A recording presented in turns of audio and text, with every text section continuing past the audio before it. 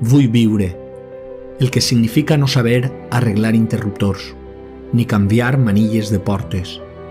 Estar aclaparat per l'avorriment de les classes i la llau d'apunts. Lliurar una batalla contra un ratolí indiscret que invadís l'habitació. I després de l'oració a l'inici del dia, escoltar a un cultum en la finestra.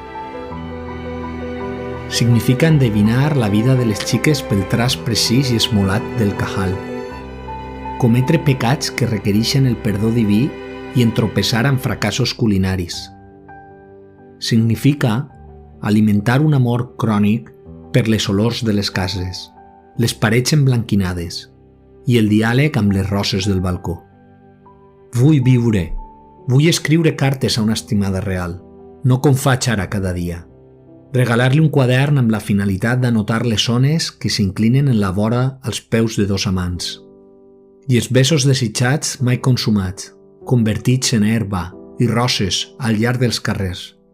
Un quadern per a anotar els noms dels nostres fills, triats per ella, amb la condició que en el seu ventre els cante sobre la revolució i Palestina, que ens vol vius. Vull la vida, però primer de tot, vull una casa.